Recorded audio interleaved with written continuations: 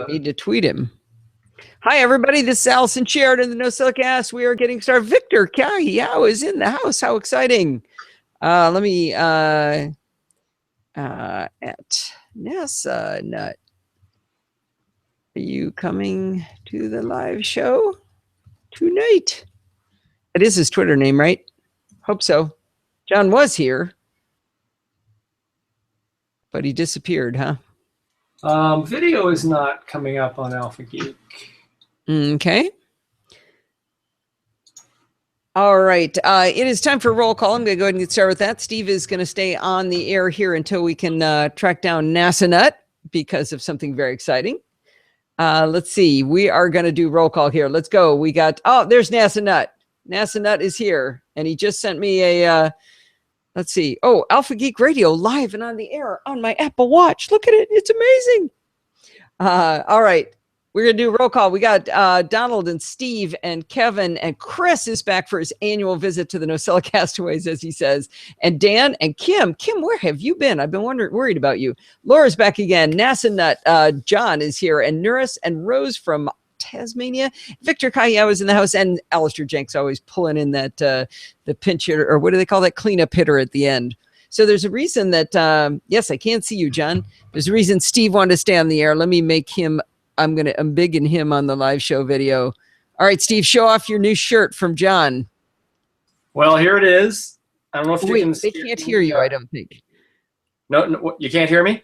I don't have you piped to them, so I'll tell you what, I'll tell them what you're saying. So I'm pointing to my Hubble. To his Hubble 25th anniversary. 25th anniversary shirt from John. From John. And he's going to show you the back by showing you a second shirt, but here's the back of the shirt. Here's the back side.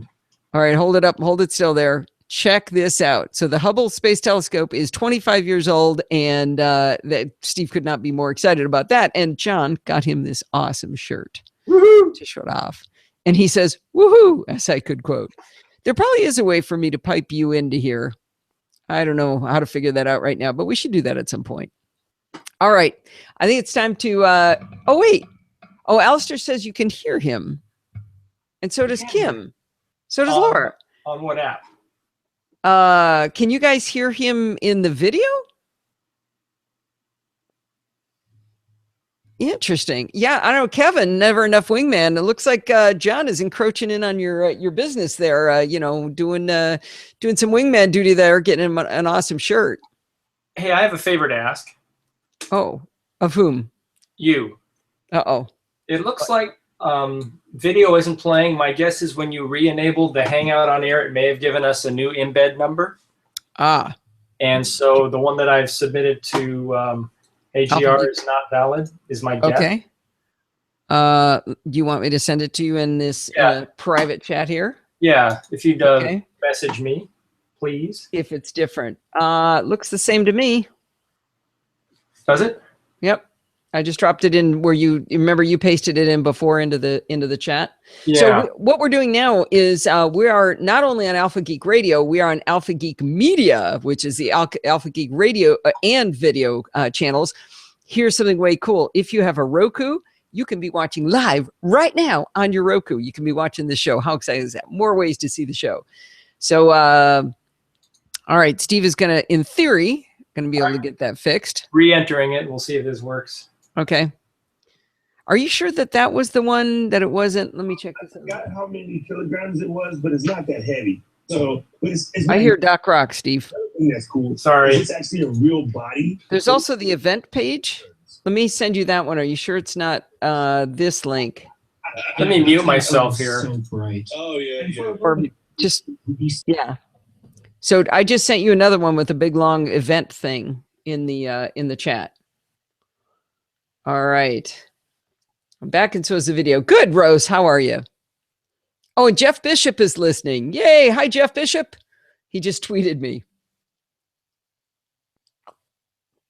All right. Oh, well, look. I just got a tweet from Jeff Bishop on my Apple Watch. Oh, wait, you can't see me because I still have Steve up big. Hang on. I got to figure out how to get rid of this. This is so annoying. I don't know how to get rid of. Well, that's a problem. So I have a little window stuck up in the Hangout. Easier to tweet than use the chat. Yeah, not easier for me though, Jeff, because I get a message dinging up and making noise. So the chat would be better for me. After a while, I'll probably turn that off. Actually, in fact, I am going to. Let me use my Apple Watch, and I can swipe up, and I got to go through glances. But I don't know if you can see that. It's hard to do the phone and the thing. Anyway, I can set do not disturb here. If it doesn't go to sleep, do not disturb. So now I won't be getting dings. There, do not disturb on. The problem is I can't take it off my wrist to show it to you, because if I do, it stops working because it has to have a password put in. All right. Whew. I don't know if you can see the list of chat room participants from the web page. I don't know. That's why the clients are better in general. But I can give you a new rundown. We just for Rose, we have Donald and Steve and Kevin, Chris, Dan, Kim, Laura, John, NC_61295, which I'm guessing is you, Rose, until you change your name. Nuris, no, there is Rose again. Maybe that was Jeff Bishop getting in. And Tyson snuck in under the wire, and Victor and Alistair. So with all that, we ought to probably start the show since it's 7 minutes after. Are you all set yet, Steve? You're muted, so I can't hear you. I'm still not getting any video up on AGR, so something is... I'll work in the background. Okay, I'm going to go ahead and... or you want to just mute yourself that way, or do you want me to mute you? You can mute me. Okay, goodbye. Bye-bye. He's hidden from broadcast. All right, let's go ahead and do we haven't done an audio test yet of the, squeeze you over there. There we go. Oh, Jeff Bishop tweeted me to say, no, that's not him in the chat room. So over NC_61295 is, hello. Here we go. Hi, this is Allison Sheridan of the NosillaCast podcast, hosted at podfeet.com. Now tell me if you can hear this.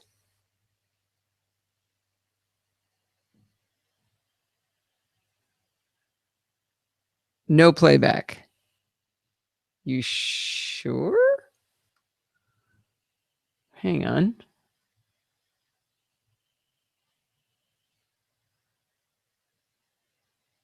All right. Nurse says she can hear it, and Jeff Bishop says he can hear it. So, Steve, I don't know why you're not hearing it. Maybe it's because you've muted. NC_2063. Hello, who are you? Play it again. I played it twice. I'll play it again. I got to record it again. Actually, I can do this here now. So they hear it. No. How can you not hear it? Oh, that makes no sense that you can't hear it, because the input is the same and I can see that it's moving. Well, I'm going to have to move on. I will noodle that while I'm thinking about this, but I don't understand how some people are saying they can hear it and some say they can't. Only in the app. Okay, that doesn't make any sense. Actually, let me do this. Let me try one more thing. We will get started eventually. I want to see if Alpha Geek Radio can hear it. Yes, Alpha Geek Radio can hear it. So it's a problem with the Google Hangout. Actually, wait a minute. One more time.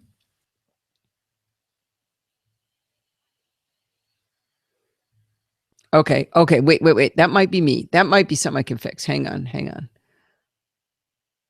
Yes, it is something I can fix. There we go. Steve is right. Remember, we were trying to get it to work. Here we go. Now I guarantee you're going to hear it, Steve. Everybody should hear it on playback. Here we go. One more time. Hi, this is Allison Sheridan of the NosillaCast podcast, hosted at podfeet.com. And you can tell it's the same one because you can hear me moving the springs every time, right? Okay, great. We are all set. At 10 minutes after, we better get going. This is going to be a long show, so we got to get going. Okay, Sandy's here. Sandy snuck in. Wow, we got a full house tonight. A lot of fun. Hot dogs. Here we go. Hi, this is Allison Sheridan of the NosillaCast podcast, hosted at podfeet.com, a technology geek podcast with an ever so slight Macintosh bias. Today is Sunday, April 26, 2015, and this is show number 520. Well, this is a really, really big week. I've got more to say about photos. I got the Apple Watch. We have NEB interviews to play. Now, the good news is that in spite of my best efforts to interrupt Bart, Chit-Chat Across the Pond is a little bit shorter this week, so you will not be listening for 12 hours like you were last week. You know, it's funny. I always worry about the show going too long, but I have never once had a complaint about the show being too long. I figure maybe you're like me. If it's too long, you just stop and you start up again the next week. That's what I do anyway. All right. Well, we better dig in if I'm going to keep my promise, right? When Macworld was canceled, it left many of us very, very sad. Luckily, Barry Folk decided to do something to get us a place to go to enjoy our community. He is throwing a barbecue for all of the Mac fans who could get themselves to Chicago on June 20th. Not joking, and perhaps he's crazy, but he's actually doing this. He's throwing a barbecue for everybody who wants to come. Then another crazy person, Mike Potter from For Mac Eyes Only, decided it would be even more fun if we had a Mac conference to go to the morning of the 20th and go to the barbecue in the afternoon. So he has started a thing he's calling Macstock Conference and Expo. It's aptly named because it's in Woodstock, Illinois, about an hour away from Barry's house. Now, and did I tell you he's having the barbecue at his house? Well, anyway, Mike asked me if I'd like to give a tech talk at Macstock, and you know how I love to do that. So, of course, I said yes. Also speaking are Mike himself, Eric Erickson from For Mac Eyes Only, Chuck Joyner of Mac Voices, Julie Keel of Sci-Fi Talk, and Guy Searle of MyMac.com. And gosh, I think some other people just agreed to speak in the last couple of days, but I didn't write them down. So anyway, it is going to be a serious party. If this sounds fun to you, go to MidwestMacBBQ.com to sign up for the barbecue and find out about the hotel block Barry has for us nearby. Then head on over to MacStockConferenceandExpo.com to register for Macstock. Macstock, I should say. Of course, these links are in the show notes. I hope to see a lot of you there. Even Don McAllister is flying over from Liverpool for it. All right, second public service announcement. Donald Burr, creator of the original NosillaCast Live app for iOS, has been slaving away on a new version of iOS 8. I'm a big believer in incentives, so I've bribed him by offering to pay his developer fees for the next year if he gets the app submitted to the App Store by May 20th. If he's going to make that goal, he needs your help. He's reactivating the NosillaCast Away beta test network and needs more people to join in the fun. He especially needs people with older iPhones, 5S and below, and iPads, both full-size and mini, because he doesn't have those devices on which to test himself.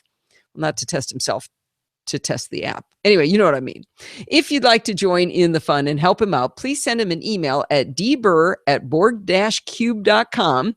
Of course, there's a link in the show notes. And make sure you send it from your Apple ID email address, because he's going to need that in order to enlist you in this in the beta test.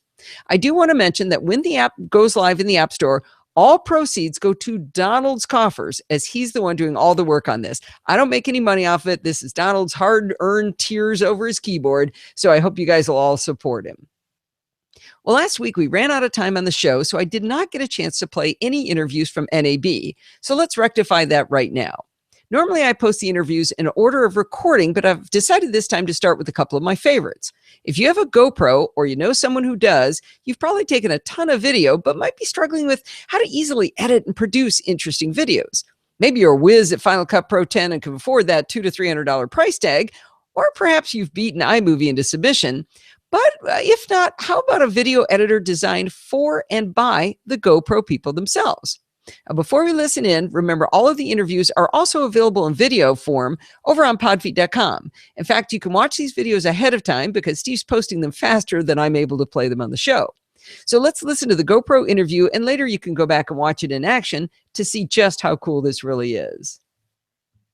All right. Steve, I'm making an assumption that I can drag straight from your computer without remounting and dragging those files over. Let's see how this works. Can I drag straight from your desktop to mine? Probably should have copied those files over. Let's see how this works. We're going to do GoPro Studio for, actually, let's do this. Let's, so we'll have this be GoPro. And see if this works. I'm going to drag it across the network into GarageBand. What could possibly go wrong? Whoa, that worked. All right, let's check the audio here. And later you can go back and watch it in action to see just how cool this really is. All right, we are in serious drone land right here. We're in the Drone Expo Hall at NAB, and I'm with Donald Scott, CEO of Taser Robotics, which is a... Okay, Steve, you misnamed the audio file. GoPro Studio is Taser Robotics. So which one is really GoPro Robotics? We may have a short intermission here. I'm going to unmute you, Steve. Hopefully you are hearing me. Okay, unmute for a second. Okay. So I just pulled over one space GoPro underscore or space studio.m4a, and it's Teizu again. Which one are you looking for again? I'm looking for GoPro Studio. So if that's going to take a little while, I can grab this piece. It's drone land right here. You might want to mute that. I'm going to need to, I could jump ahead and do the Apple Watch stuff and come back if it's going to take you a minute to pull me the right audio. Okay, which one is it you're looking for? The GoPro? Yeah. And the one that's labeled GoPro is actually Teizu Robotics. You're getting just sausage made in real time. What's the other one you're going to want? Let's see. The second one was, I have plenty to talk about while you do this. So, oh, wow. I probably wrote too much for the show. Audio Technica System 10. Okay, let me go check those. Okay. All right. I'm going to mute you. Ping me. Yeah, I'll go ahead and cut this and redo this. Okay. All right. Steve be gone. So that is the wrong one.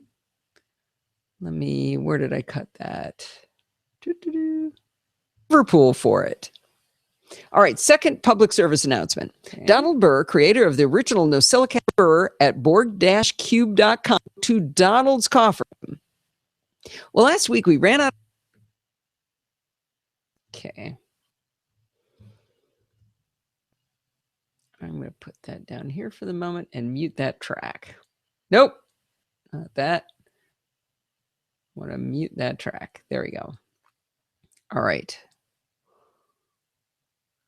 What could possibly go wrong? I think this is going to be a mess today.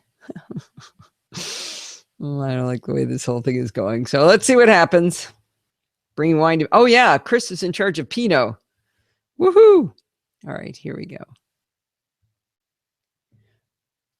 Nope. Don't do that. Wrong track. Steve likes what I'm about to say here. Kevin will like this. Well, you know that old saying, behind every great woman is a great man? Well, that's definitely true in my case with me and Steve. On Friday, also known as First Apple Watch Delivery Day, he stayed home for 7 hours babysitting the doorbell, not for delivery of his own Apple Watch, but waiting for mine. Now, sadly, he ordered the space gray sports version that within 3 minutes was back ordered an extra few weeks, but he still stayed home just to wait for my watch. Now, I did have a good excuse. I went to the Downey School District to talk to the middle school kids about how fun it is to be an engineer. My friend Nancy asked 3 of us to go who all used to work together. And I have to say, the kids were really receptive to the STEM topics. STEM is science, technology, engineering, and math. These kids are all part of a program called Project Lead the Way that's getting kids into the science fields. I kid you not, we saw 6th graders that were building and programming robots. I'm not kidding. So if you see Project Lead the Way in your kids' school programs, you make sure they go sign up for this because it's amazing. It's an elective course and they were all over it. And one of the reasons Downey schools are so successful is because they have a benefactor, a wonderful 97-year-old woman named Dr. Mary Stauffer. She was a medical doctor, a pediatrician in her career, and later decided the best way to distribute her wealth would be to help fund programs in her local schools, including giant scholarships to kids who go to college from Downey. I'm talking like $50,000 a year she gives away to these kids to get them to go to school. I threw a picture in the show notes of Nancy, me, Dr. Stauffer, Lupe, and Jean, so you can see how awesome Dr. Stauffer is. This woman still drives, you guys. She has got it going on. Well, anyway, this whole thing was supposed to be about the Apple Watch and how awesome Steve is, right? Well, sadly, he didn't even get the fun of opening and answering the door for the package because, of course, it came after I got back home from the school. Now, I'm sure that if you care at all about this topic, you've already seen unboxings and how cool the packaging is, so I'm not going to talk about that. I would like to give you my very early impressions of the watch. Now, remember, this is only after about 48 hours, so let's start out with the good stuff. The watch feels like it's part of me already. I don't even notice it's on. It's light and not as bulky as the running watch I used to wear. In case you haven't been playing along with our home game, I got the 38 millimeter aluminum with the white band. I did complain after my first try-on appointment that the fluoroelastomer band sort of bulged out, but it turns out it doesn't bother me at all. I used to take my other watch off all the time when working at my desk or with my laptop in my lap, but the Apple Watch doesn't mind me at all. It doesn't make me want to take it off. Battery life is foremost on many people's minds. On Saturday, I played with it all day long, and by 6 p.m., it was giving me a 10% warning. I charged it just while I ate dinner, which was like 30, 40 minutes tops, and it was charged to 65%. So just for during dinner, I was able to get it back to where I could use it for the rest of the evening. Now, I'm sure that when I calm down, it's going to last a lot longer. I've seen people really worried about it going, oh no, it ran out of battery. Well, of course it did. So did your iPhone the first day you had it too, right? Everybody remember that? Anyway, we'll see how it goes. I did have trouble with charging the second night. It only charged up to 60%. It was 100% the first night. So I got to keep an eye on that. Maybe I bumped it during the night. This afternoon, I plugged it in. All right, I set it on the charger and it charged up to 100%. So yeah, I'm assuming operator trouble, but let's keep an eye on that. Well, I walk Tesla for about an hour every afternoon, and when I get notifications on my iPhone, I have to unzip my spy belt, untangle the wired headphone cable, pull out the phone, unlock it with my thumb, only to realize that notification does not need to be responded to right while I'm walking. Well, of course, none of them do, but which ones I want to. Anyway, when I walked Tesla with the Apple Watch yesterday and today, I got a nice little tap of the taptic feedback on my wrist and a little ding because I turned the sound on. I was able to simply lift my wrist and see the notification. But the best part is that I can tap reply and dictate right into the watch and either send my voice recording or the translated text. It works beautifully. I've had very few errors and it's so efficient and fun. I'm guessing that's why I burned through my battery so quickly the first day. I answered everything that came up on my walk. Chris Ashley of the SMR podcast said on his show that he'd give a kidney punch to the first person he saw talking to their Apple Watch. So you know who the first person I called with my Apple Watch, right? It was Chris Ashley. It killed him to admit it, but he did say in writing that the sound quality was really, really good. He's a good sport, and it was really fun having him get to be the first call. I had another good phone experience with the watch, something I hoped would work and did happen to work. We got into the car, I lifted my wrist, I pushed the friends button, tapped on Dorothy's icon, and then tapped the phone icon. The watch initiated the call without me having to remove my phone from my purse, but then the call automatically transferred to the car speakers and microphone because the phone was paired with the car. I realized later I could have actually said, hey, and you know the name of that service that I'm not allowed to say right after it, but now I can say it, Siri. I could have said that and then said, call Dorothy, and that would have worked too. I got to tell you, Steve says I've gone all Dick Tracy on him. I love it. I have another cool dictation anecdote.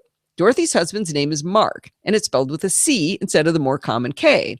I answered a message from Dorothy using the watch and dictation, and in my response, I referred to Mark, and it spelled it with a C.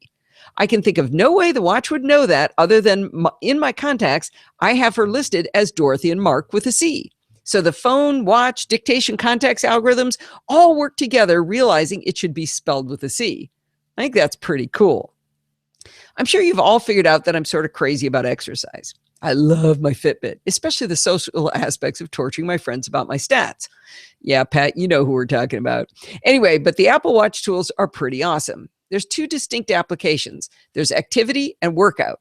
Activity measures three things. Exercise, which is defined as anything it deems at or above a brisk walk. And I'm assuming that some of the motion detection and your heart rate and things like that is when it decides whether it's at or above a brisk walk. So that's activity, or that's exercise. The second one is move, and that's moving around less than a brisk walk. You know, you get up and you walk downstairs to get some Cheetos, you get credit under move for that one. And then there's stand. Have you stood up at least once an hour for a minute, 12 hours of the day? So out of all your waking hours, they want you to have stood up for 1 minute out of each hour. And, these things give you these cool little progress circles and help you to get more active. The stand thing is where I know I'm going to have trouble. I do these hard workouts and I sit on my butt next to my computer for hours at a time, writing up the carefully crafted show notes you like to read. Anyway, I do like how it taps me and it says, get up, get it. Come on. You've been sitting there. Get up. Now, workout is completely different. So what I just finished describing was activity. Workout is different. In this mode, you tell it what you intend to do.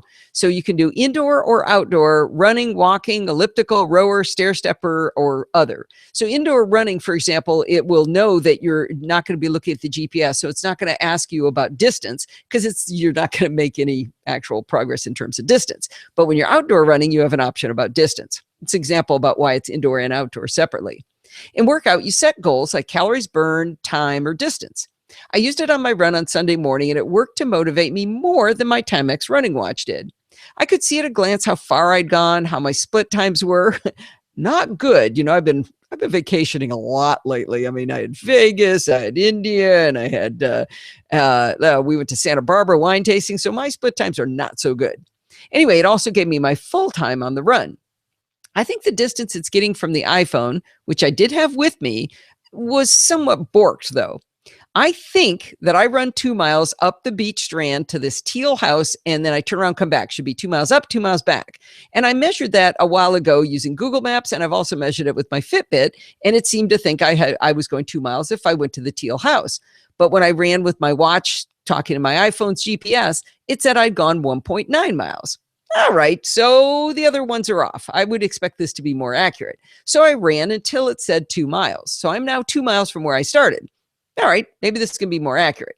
But when I ran all the way back to where I started, which, by the way, is in a straight line, so there's no chance of me having screwed this up, it said I had only run 3.9 miles to get back. Now, come on. If it's 2 miles out, it's got to be 4 miles total, right? I shouldn't say 3.9 miles to get back, 2 miles, 1.9 miles to get back. So anyway, it's not quite right. The good news is, though, that the step count was within 75 steps of what my Fitbit had recorded, so that's a good thing. The only thing I have to complain about is a rather big deal. The watch interface is confusing in some ways. Pat Dingler came over on Saturday, and we spent a lot of time comparing notes and trying to figure some things out. The confusion comes in where you go to set things up. You can set some things inside the watch, some things inside the Apple Watch app on the iPhone, and then there's also the settings on the iPhone itself which affect the Apple Watch. For example, if I turn off notifications for Twitter in settings on my iPhone, that turns them off on the watch. Now I can turn them on for the phone and off for the watch using the Apple Watch app on the iPhone. I bet I've tangled you up right there, haven't I? And I'm talking about one of the ones that I actually understand how it works. I've had trouble, like I can't figure out how to respond to a tweet that comes in from Twitter, but if it comes in from Twitterific, I can respond to it. And I know other people are doing it on the regular Twitter app, so there's some code I haven't cracked yet. Like I said up front, this is only 2 days into using the watch, so we'll see, but I'm a little bit worried about how normal people are going to figure some of this out. I put a photo in the show notes showing a notification that came from Twitter that shows how gorgeous the display is on this device. I tweeted out one of the NAB interviews with a photo in it of me doing an interview, and Steve retweeted it. So while I was on my walk, it came up on my Apple Watch. The photo is clear and brilliant. The text is gorgeous and readable, and it really shows you how this quote-unquote watch is amazing. Oh, I should mention, it does tell time too. Okay. All right. What have I missed? Okay. Steve says the GoPro audio is fixed. Same file name, same location. Okay. So we'll take a break here. Good. Thank you. Thank you for waiting till I was done to tell me. That was perfect, Steve. Excellent. All right. So now I'm going to go back and get that audio because I was kind of on my game there. I'm lying. This is going to be a long show. I haven't started to talk about photos yet. I think I better edit some of the stuff out that I was going to talk about in photos. All right, let's see how that sounds. We'll go ahead and pull in. I'm amazed I can pull that audio across the network, you guys. I am dragging from Steve's iMac in the other room that's on Wi-Fi over to my Mac and just comes right over. All right, here we go. Curious how the speaker is. Maybe Elson's approaching the speed of light. Yeah, not after those vacations. Jeff Bishop is saying, I think the accessibility potential for the watch is immense. Yeah, I don't want to talk about accessibility yet. because two things are happening, and I'll talk to you guys to I know Jeff and Nuris and Dan are all listening right now, and this would be interesting to them. One of the problems in accessibility is with the double tap to zoom. So you can turn on zoom just like you can on an iPhone with a double tap of your 3 fingers. And I know that's not for the blind, but for the visually impaired. But it borks up. Like Pat and I both tried it, and we noticed like our phone would be, or our watch would be resting. We'd lift our wrist and look at the clock, and the clock would be all zoomed in. And so you had to double tap to get it to unzoom. So it's automatically triggering that somehow. So that's not working great. But I tell you what, just for you guys, I never picked that watch face. Okay, well, I don't know what that is. I will turn on voiceover. Okay, so let's see. Tell me if you can hear this.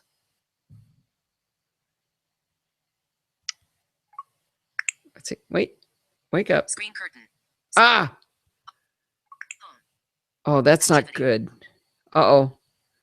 Shoot, somebody find out how to turn screen curtain back off. Dang it, I double tapped it. Okay.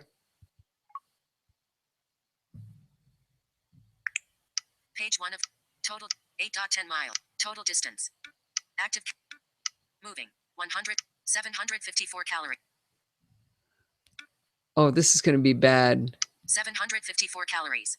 754 calories. Oh, double tap with 3 fingers, Nura says. Nope. 754 calories. Uh-oh. Active 754 calories. Oh, no. Total distance. Page 16,250. Okay. Triple tap. Let's see. Triple tap with 3 fingers, she says, maybe. Okay, somebody needs to figure out. No, 3. Jeff Bishop is. Jeff, I really wish you get in the chat room. This is really hard. I'm having to translate for you from the live show over to the chat room. He's tweeting me the answers. Let's see. Activity. Active. Moving. Active 754 calories. Yeah, that's all I can hear. 6 total. Okay, somebody's got to find. Somebody go do a Google search for me and tell me how to turn it back on while I finish this. Oh, turn off voice. Oh, he's saying turn off voiceover from the watch app. Okay, so for those of you watching, let's see, watch app. See what I mean about how it's confusing? I hope accessibility's in here. Nothing like a live demo. I may have to call AppleCare tonight. Nope. Notifications, glances to, oh, maybe it's in general. Accessibility, voiceover. Oh, actually, well, let me just go back and turn off. Well, I guess I can turn that off. Okay. So. Activity. Oh, no, it didn't turn it off, you guys. Oh, there it is. Whew. Okay, thank you, Jeff. I forgive you for, oh, Force Touch might have worked. That's a good idea. Maybe I shouldn't play with accessibility while I'm doing the show. Yeah, thank you, Dan. Yeah, Dan also and Jeff both said to turn it off through that. But I wonder whether Force Touch would have worked. Turn off voiceover, open the settings app, go to general accessibility voiceover, then tap. But here's the problem, Victor. I can't do any of that because I couldn't see the screen because I accidentally triggered one of the options is screen curtain, which means you never have the display on. So I bumped. Not going to do it again. I bumped it, and that's why I did it. 4 toes in 1 ear. That's good. That's good. Hey, when did Dorothy sneak in? All right, let's have a listen to how this is going to connect up here. Oh, I should mention, it does tell time too. Well, last week we ran out of time on the show, so I did not get a chance to play any interviews from NAB. So let's rectify that right now. Normally, I post the interviews in order of recording, but I've decided this time to start with a couple of my favorites. If you have a GoPro or you know someone who does, you've probably taken a ton of video, but might be struggling with how to jump ahead here in action to see just how cool this really is. Well, a lot of people are buying these GoPro cameras and having a lot of fun recording video, but they get home and they've got all... Okay, all right, so that's that one. Wow. We're going to have to decide how far I go in this. I think, let me read something here. Okay, more photo thoughts. Okay.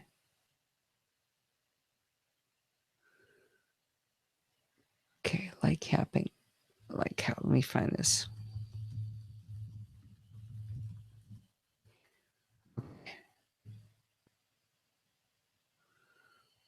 Okay, I'm gonna have to put that after. Oh wow.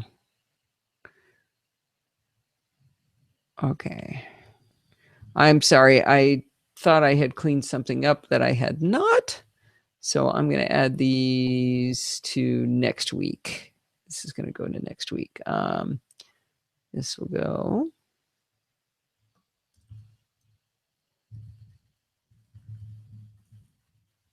Okay, here you go. Hey, guess who's the guest next week?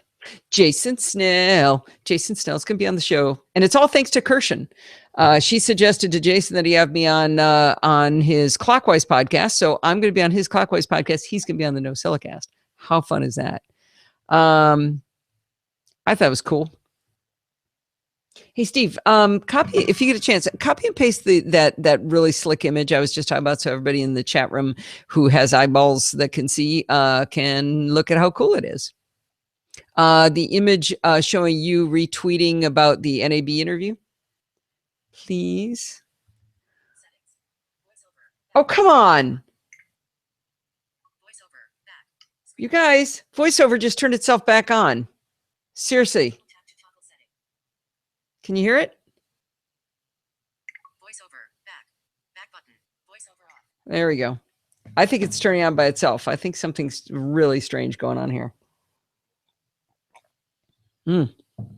Grapefruit sculpin, by the way, in case anybody's wondering. Yum. All right, here we go. It's called GoPro Studio. All right, thanks again, Craig. Okay, thank you. Like I said, I think that software is really, really cool. And I hope anybody who uses a GoPro can go down and get that. Well, I'm into week 2 with the new Photos app, and I am really digging it. My entire library did finally sync up from my Mac to iCloud Photo Library, so I could see all 58,820 of my photos over at iCloud.com. They also all came back down in optimized versions to my iPhone. Oddly, though, while early in the week they were methodically plopping into my iPad, holes in the library started to develop. I'd have 4 photos in a row, then 20 blanks, then another couple. In some of the years, I'd be missing 80% of the photos. Now, traditionally, I spent a lot of time fooling around trying to diagnose things like this on my own and noodling with friends on Twitter and Google Plus about it first, but I decided why not give AppleCare a whirl. I always buy AppleCare on my portable products, but I usually only use it as a hardware warranty. I figured out why not get my money's worth by making them figure this one out. Well, Alice took the call to start with, and I explained that I was really trying to exercise the limits of photos by cramming 58,000 photos in there. At first, she sounded like our kind of people. She really appreciated what I was trying to do. But after a few minutes of searching for a solution, she said, well, it seems like you're just trying to do too much. I suggested that she was mistaken since it works on the iPhone and it works on the Mac and it works in iCloud.com. And by the way, I'm paying $10 a month for 500 gigabytes of storage for these photos, so they better make it work. I was much more polite than that. I said, maybe we could push a little harder. She said, well, I could do some more research and maybe bump you up to a senior advisor. I suggested that would be a very good idea. I was very nice to her. I'm just making it sound funny. Anyway, Gerald, the senior advisor, got on the phone, and he was definitely our people. He loved what I was doing, and we noodled it back and forth for how to proceed. His first idea was to have me quit Photos on the iPad and turn off iCloud Photo Library. This brought up an alarming message, which I had looked at before, but it scared me, so I ran away when I was by myself. And because it said things like, I'm deleting all my photos and firebombing a nursery school. Well, that's what it sounded like anyway. And but in careful reading, it was asking me if I wanted to remove the photos just from this device, or do I want to have them all downloaded to this device before turning it off? We chose to have them erased because I don't have 382 gigabytes free on that iPad, so that seemed like a good idea. Anyway, we said, go ahead and erase them off the iPad. After a bit of churning, it finished, but the photos were still there. The holes, parts of them, it was a mess. We tried every off switch available, including turning off photo streams, and those photos simply would not go away. It was at this point that Gerald and I realized that I'd be doing a complete wipe to factory settings on my iPad that day. He did teach me something cool that I had really misunderstood, and maybe somebody else had, so I'm going to tell you about it, about running backups in iTunes. I thought you had to either have an iCloud backup or local backups. I thought you had to toggle one on and the other on in order to switch between them, but you couldn't be doing both at the same time. But like I said, I've been misinterpreting the choices in iTunes. Once you plug in your device and choose it in iTunes, you can see the backup section. On the left, you can choose to automatically back up to iCloud or this computer. That's where I thought you had to change it to this computer in order to manually back up locally. But Gerald explained, no, you can keep it backing up to iCloud, but still force a manual backup by pushing the Backup Now button. Like I said, maybe you guys all knew that, but I didn't, so I thought I'd tell you about it. Gerald suggested two possible paths after I made sure I had a local and an iCloud backup. Loved his backup plans. Anyway, he said I could restore from the backup first and then wait to see if all my photos came in when I turned on iCloud Photo Library. But that there's a reasonable chance that whatever was burgering it up, it might be in the backup file. And I might end up right back where I started, but having wasted a lot of time. The other option is to turn on iCloud Photo Library first and see if the photos come in properly. That meant I'd have to set up the iPad from scratch after that. I chose door number 2 on this because I think it's fun to set up a new device from scratch because it forces you to reevaluate what you really need on your device. You know, I like to say it's like cleaning out your closet. If you take out what you don't wear, you don't have any empty space. But if you take everything out and put back what you really do wear, you do a much better job and you get a lot of space in your closet. Same thing happens on your iPad, your iPhone, your Mac, your PC, whatever. Erase it all the way down, shut it all the way down, and start over. And it's amazing how much space you get.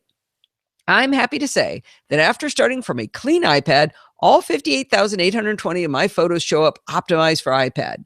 I think this is so amazing. I love that I can now see every photo I've ever taken on my Mac, my iPhone, my iPad, and even via a web browser on any machine. It's really, really cool. I can't say this was the smoothest user experience to get the last device working, but it's good to know that even if you're a crazy photographer like me, you can get all of your photos into iCloud Photo Library and have them all available on all of your devices. Let me take a break and look at the chat room. Oh, good. Yes, Steve. Jeff Bishop is actually not in the chat room. Oh, maybe he is in the chat room now. Did Jeff actually come in? Jeff. Alistair's excited. Okay, good. Watch is haunted. Okay, I'm going back to where I last. You guys are chatty tonight. All right. What have I missed? Jeff, we won't tell Podfeet you're here. That's nice.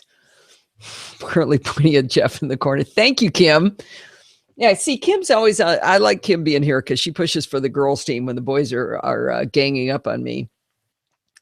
One problem iCloud Photos doesn't solve is if you don't have Wi-Fi a long time in a small capacity device.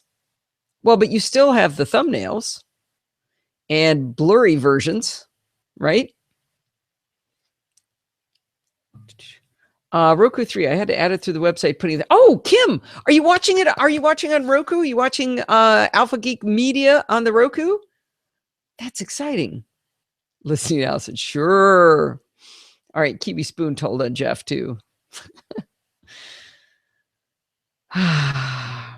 Think of something Allison is looking. All right.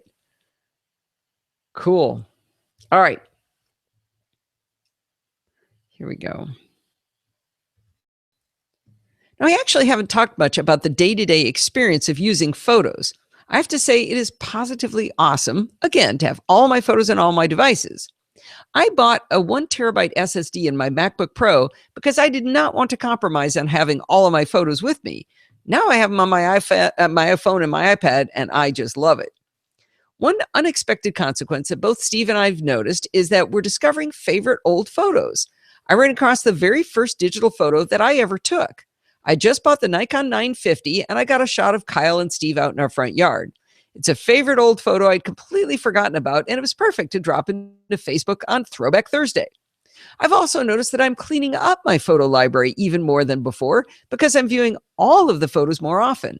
I tend to skim by looking for a specific year, but then I get kind of sucked in and I start noticing that, I saved extra copies of the same photo or maybe 3 of the same thing where 2 of them could be tossed. I used to make 3 different sized images for making little websites. And so I have like a small, medium, and large version of a lot of photos. I can go through and delete the little ones now. It's really, really easy. Now, I should say, people that I tell them I have 58,820 photos say, oh, well, you really need to go clean that up. But I got to tell you, compared to most people, I am amazing at keeping my library cleaned up. I just take a lot of photos. Now, compared to the ideal we all think we should be at, I do still think at it. But I am really, really good about barding my photos more than most people. I probably took 2,000 photos, maybe more, in India, and I've barded those down to about 500. So it's not that I don't throw them away, it's that I just take a lot of pictures.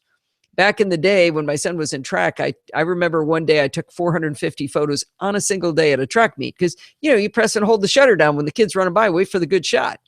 So I do get rid of a lot, though. Anyway, I was really worried at one point because I saw a bunch of photos that there was no photo there. It had a white background with an exclamation point. I drilled down into them, and as I feared, the real photos were missing. Now, this would be catastrophic. I noted the names, it'd say like IMG_3278, and I opened up Aperture and did a search for them. In every case, the photos that were missing have been in folders in Aperture called Recovered Project. In every case, that photo was also missing in Aperture. Now, I never knew how these recovered projects kept getting created, and they'd also happen to have photos I know I already had in my library. So it's not that every photo in recovered project is missing, but every one that was missing on photos was also missing over in Aperture. But these are projects that I want, and I don't know how they got started anyway, but I was always afraid to throw them away because it was such a pain to go back and make sure I had every photo. Anyway, I'm still a tiny bit nervous, but I don't think I'm going to lose sleep over it because I think the recovered projects were mistakes anyway by the software, and hopefully I won't find that again. Fingers crossed that I'm right. Well, it's been chatted about that Photos does have the option to open a photo over in Aperture. But lest you get your hopes up and think this works well, I want to tell you that it's a dumb implementation. It moves a JPEG over. Now, come on, who on earth would want to move a photo into Aperture for editing? Who would do that and not want it to be a raw photo? Doesn't make any sense. But it did occur to me, you can export from Photos as a 16-bit TIFF, edit it over in Aperture or Photoshop Elements, which I believe is, I think a 16-bit TIFF is nearly as good as using the raw photo. Victor Cahiao is in the live chat room. If he corrects me, I will let you know in a few minutes. Anyway, so you can pull that 16-bit TIFF into Aperture or Photoshop Elements, do the edits, and then bring it back into Photos. Now, there's one downside to that. That is definitely a destructive edit, not a non-destructive edit like we had before. And, even if I just want you to think about it, that even if you're limited in photos, you're not out of options. Now, I'm noticing a bit of buggy behavior with Photos. It's not the catastrophic kind, luckily, but a few things are annoying. The main thing I'm noticing is that I'm naming things. I'm giving it a title, and the names revert back. Part of it has been in album names. Remember, I was worried about my albums coming over from Aperture? Well, Photos put them in alphabetical order with the folder names, and I kind of wanted them in time sequence. Back over in Aperture, you could slide them up and down and put them in the order you wanted, and I had them in the right order, but now they're in alphabetical order over in Photos. Not a big deal. I figured I could just put the date in front of each name so they'd go in the correct order. Year, month, date. This worked great till the names went back to the original imported names. I don't know why it did that. I know I changed all of them. I'm 100% certain, but the names have all changed back to the original names as they were imported. And this is, again, the names of the albums. I thought, okay, maybe I hallucinated that. But then later I noticed I had added titles to a bunch of photos, and many of them show no title now. Not sure what's going on here, but I sure hope it stops. There's one thing that's going to annoy the daylights out of me until I get it fixed. And I sure hope this is a bug, not a design choice. Let's say I'm on a long trip. Take a bunch of photos of the Taj Mahal. That night, I import all these photos off my memory card, and because I am just that organized, I delete the truly bad photos. I do like my first BART pass, right? I don't empty my memory card because I want them on the cards as a backup while I'm traveling. Yes, I'm also backing them up to an external drive as well, but you can't be too careful on a trip of a lifetime. So far, so good. So the next day, I go out and I ride an elephant. I add those photos to the memory card. When I plug it back into Photos, I have an option to only import the new photos. That's great and just the way Aperture would have done it. But Photos consider the discarded photos new again. Now, that means it's going to pull in the ones I actively deleted. And by the way, they are still in recently deleted in Photos, but Photos thinks I want them again. I do not think that's a logical way to present them as an option. Now, Photos does show me the photos on the card that I've already implemented, and I think that the deleted ones should show up there, but not under new. I'm going to have to pay way more attention when I'm importing now, and paying attention is not my strong suit. All right, we got a lot more, and I will be talking about Photos for a while, but let's cut it off and get back to some NAB interviews. Now, remember, I said I'd be playing my favorites first, and this next one definitely qualifies. We were so excited about this product. Steve bought it for me for my birthday. Let's listen in. Whew. Let's see. Hang on. Steve's sending me secret notes.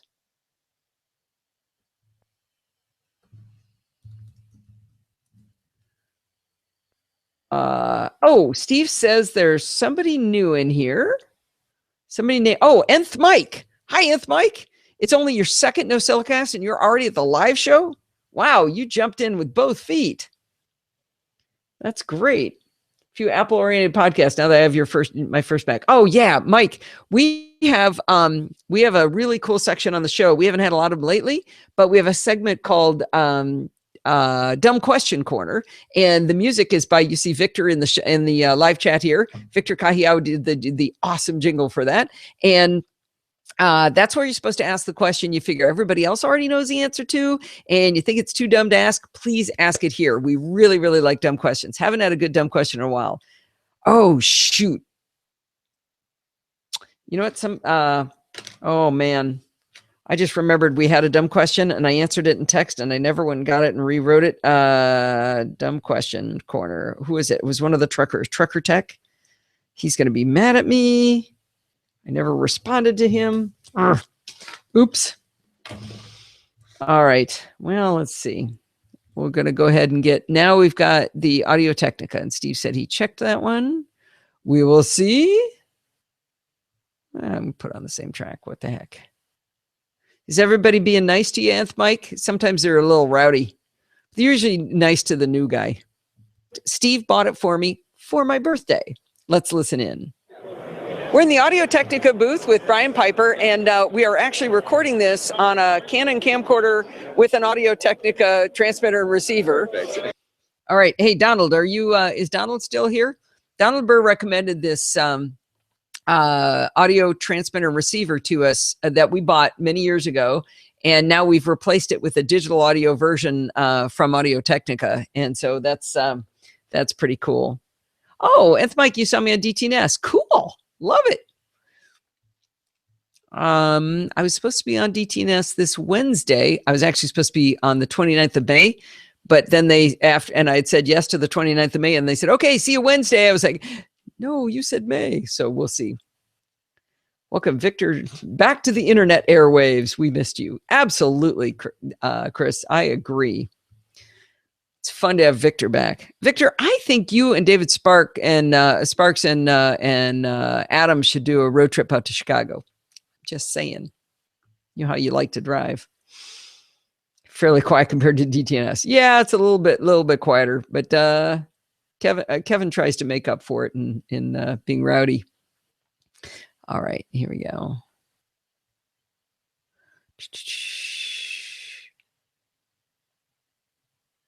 Okay. Oh, now we're talking. Absolutely. All right, thanks a lot, Brian. Thank you very much, guys. Appreciate it. We're really looking forward to using the new System 10. You know, like we said in the interview, it's got such big advantages. Improved digital audio, the auto channel switching is going to help with interference we sometimes get on trade show floors. And I'm just going to seriously love not having any wires hanging off of the mic and that annoying box that I couldn't clip to anything anyway, and to have rechargeable batteries in the receiver unit. That's going to rock. At both of the last two shows, we've had to waste time running between hotels to gift shops in search of 9-volt batteries for those dumb little transmitter receivers. I imagine we'll take this rig out sometime soon to do some audio comparisons.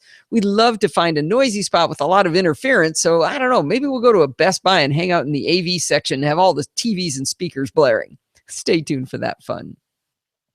You know, I'm a huge fan of Audio Hijack 3, enough that I did a screencast of how to use it for screencasts online. The best part about it is how easy it is to experiment with and try new things. I was recording Chit Chat Across the Pond with Bart a few weeks ago, and as often happens, I asked him, can you turn your input volume down because you're so much louder than me? When I've got my gain cranked all the way up, I can't get as loud as you. He complains when I ask him to do this because the same input volume is perfect when he records his shows, and he doesn't want to mess up his setup. And then he had a great idea. He suggested I drop in a balance block into Audio Hijack and shift the balance away from him and towards me. I'd never used balance before in Audio Hijack, but it's so easy. I just dropped it in, moved the slider back and forth, did a test recording. It worked perfectly. Now, what do you think I did next? I whipped open Clarify, where I had quickly documented the setup I'd created to record Chit Chat Across the Pond a few weeks ago. I replaced the screenshots with the new ones, showing the balance block and how I had it set. Slid a few things around on the graphic to make sure it was pretty, and I think I typed in a single line explaining to myself why I had put the balance block in. Then I hit the Evernote button to put it right back in my database of tutorials, and I was done. Boom. Clarify is always there for me to help remember things that I would easily forget. So even if you never want to help anybody else, I'd recommend checking out Clarify just for yourself. Head on over to clarify-it.com and give the free trial a spin, and be sure to tell them I sent you. Oh, yeah, you bet. What do you mean may do a review, Steve? You promised me a review. All right. Time for some chit-chat music. Kevin, uncover your ears. So I'm hoping, by the way, to get back to the format I used to have where I had the, where you guys could, that's not what I wanted to do, where you guys could see GarageBand and you could see the live chat on the window. I think there's going to be some ways I can do that. So maybe we can get that going. So, you know, I didn't watch. It's hard to read and pay attention at the same time. Who was it? Was it Laura or Sandy who said that they were trying out Alpha Geek Media on Roku? Did anybody do that? I thought I saw somebody who was doing that. Let's see. It.com and give the free. Oh, wait. That's not the right. Is it? Yeah. That free trial a spin. And be sure to tell them I sent you. Yeah, that's too early. I thought so. I knew that. Okay. Now, where do you think I put?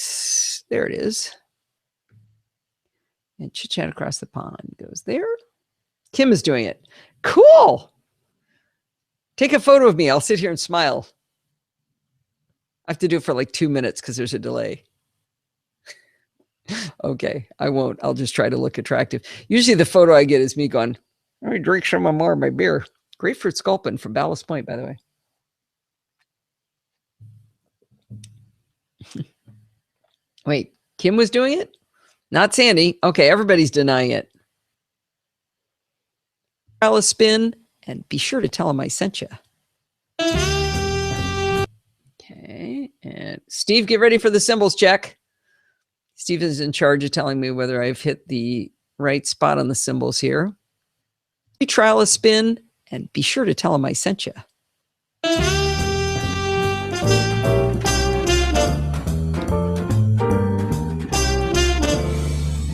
Well, it's that time of the weekend.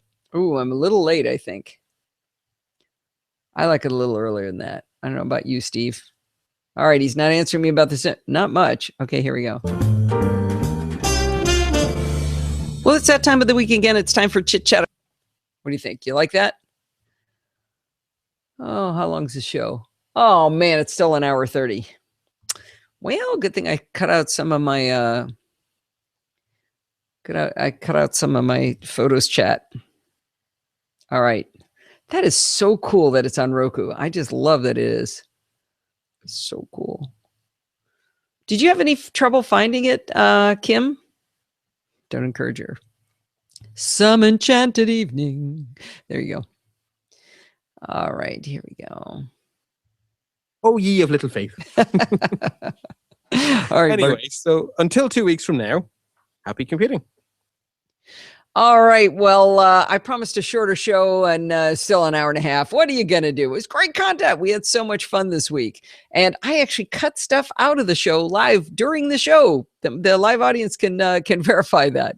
Anyway, that is going to wind us up for this week. Many thanks to our sponsor for helping pay the bills, makers of Clarify over clarify-it.com.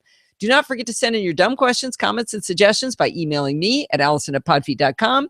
Follow me on Twitter @podfeet. And don't forget to get a hold of Donald Burr, link in the show notes, of course, to his email address to become part of the beta testers for the live show app on iOS. And by the way, he told me I was allowed to say there might be an Apple Watch app involved in that whole program.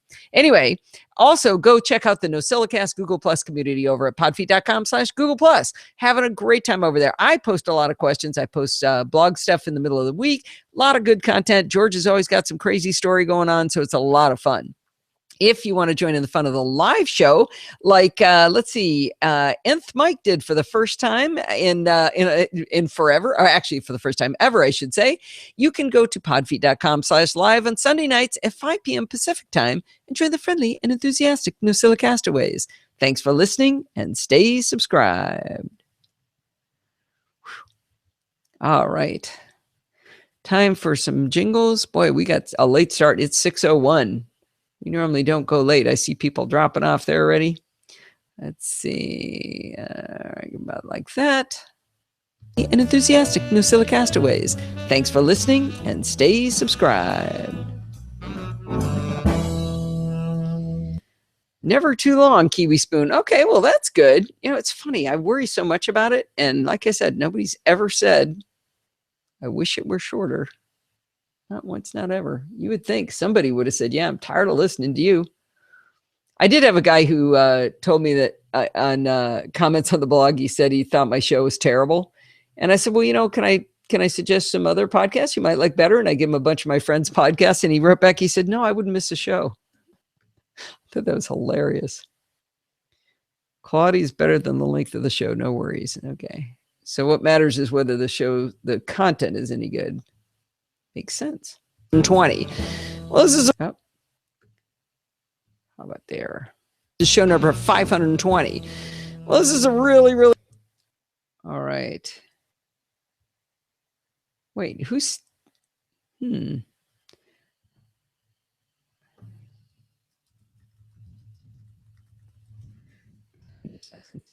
there? Oh, show length is good. 60 to 80 minutes. Big smile through your voice is key. Makes it all with, oh, Jeff, how nice are you? Yeah, this is a case of where I think that's true. Because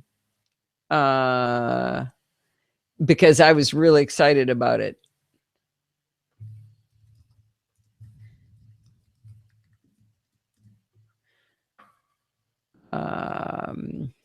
All right. Yeah, I was really excited about everything I was talking about. So it was an easy show to do. There was no drippy voice possible. All right. Joining that.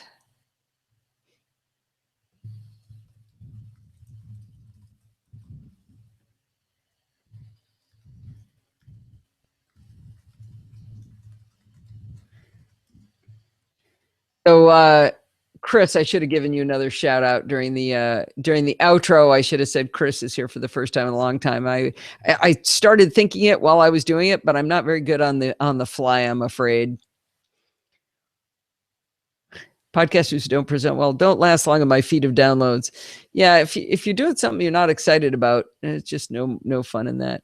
Hey guys, I want to ask you a question. I am just toying with the idea, and I would do a big old survey before I decided to do this, but what would you guys think of me spinning off Chit Chat Across the Pond?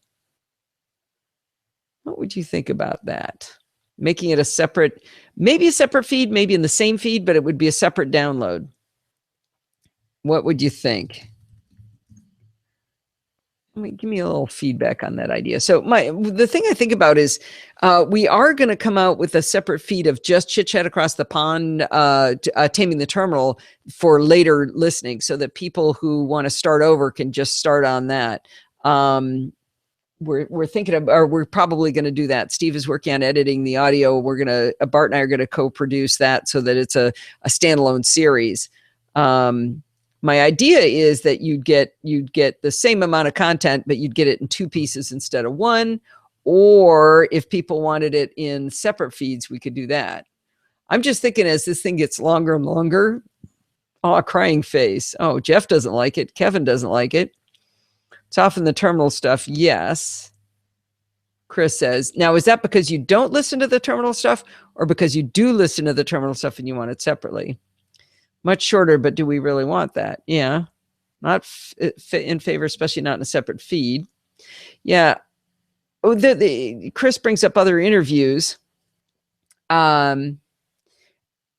Well, okay, here's an example. So Jason Snell is going to be on the show this coming Tuesday or Monday. I'm going to record with him. It's going to be super timely because we're going to be talking about the watch and photos, and it's all timely and everything. And then I'm going to wait 6 days before I publish the interview because it'll be on the regular show time. So I don't know. It just seems funny that sometimes I get these great timely interviews and I'd like to play them right away, but they have to wait until Sunday. How about in the feed as a separate file? Yeah, Jeff, that is possible.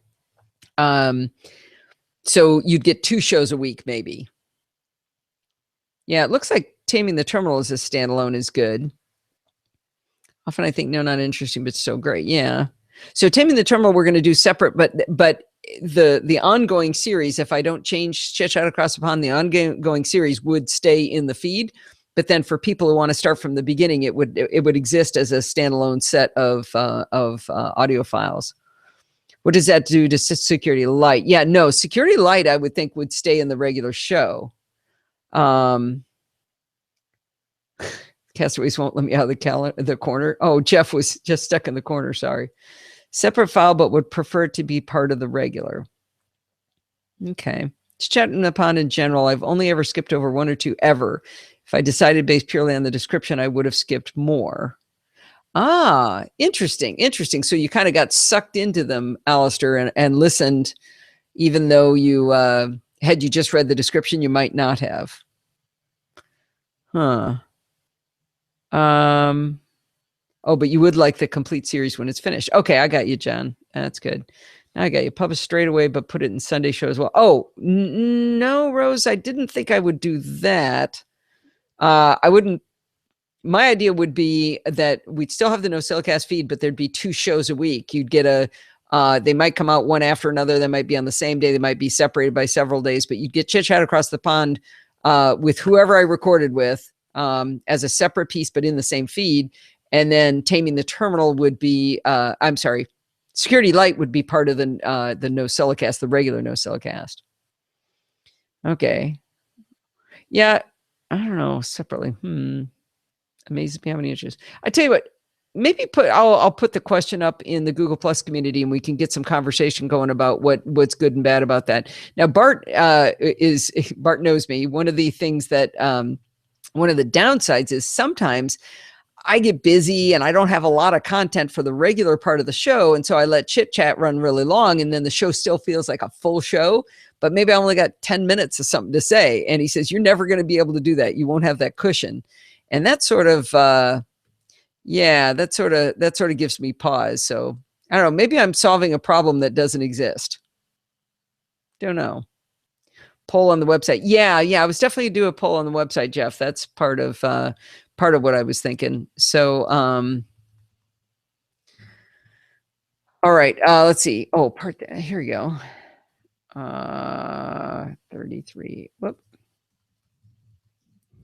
Okay. Seems the point. It's always at the end of the show, so easily skip, but I see the value of Taming the Terminal as something in its own right. Yeah. So yeah, Taming the Terminal, the cool thing about Taming the Terminal is I think it's going to be useful as a standalone thing for a very long time because this terminal stuff isn't really changing. So I should explain is Nth Mike is still here. So Taming the Terminal has been a series. It's been going on for 2 years now. Every other week you get to learn more stuff about how to use the terminal. And that will be a valuable package by itself. So we'll probably publish that as a podcast where people can get the whole series standalone. The show notes are already standalone over on Bart's site. So we could link to both of those. So that would be cool for other people too. Stand and host, not saying better or worse. Yeah. Oh, Alistair, that's a good point. Yeah, that would be Yeah, that would be different. All right, these are good thoughts. Like you guys help me think it out. Because if you tell me I'm solving a problem that doesn't exist, that's also extremely valuable. Maybe a new domain for it. Well, I don't know. That's a good point. That's interesting, Jeff. Bart has done most of the work. You know, I'm sort of the try to learn as fast as he teaches me, and he's got it all up. He's got a whole Taming the Terminal section over at bartb.ie already. That's where we, like, for example, here's the link to just the show notes about Taming the Terminal, and that's kind of the meat of his website now. So I don't know that it would need to be separate. Interesting noodling. What we're going to do with the old ones, we're going to chop them. This is a hard part Steve's doing, is he's going to edit out and pull just the Taming the Terminal pieces out. And then we're going to put a front end and a tail end on it, where it'll be every other week, or every other episode, it'll be me or Bart saying, this is Taming the Terminal episode 33 of SSH bookmarks. And this show, or this originally aired as part of the NosillaCast episode number 517 on such and such a date. And then it'll just kind of kick in. So, all right, I've been going on too long. It is 6:11, and I'm going to go ahead and shut us off here. I think I will take out the app people first, because you got to get in first. So thanks for the feedback, guys, and I will be bringing this discussion out on the Google Plus community. I think that's a good place to start the conversation. Anyway, I'm going to say goodbye to the app people. Goodbye, app people. All right, now I'm going to say goodbye to the audio Alpha Geek Radio people. Goodbye, Alpha Geek Radio. Goodbye. And next, I'm going to stop the video stream, which will stop Alpha Geek Media and the Google Hangout on Air. Bye, everybody. Thanks for coming.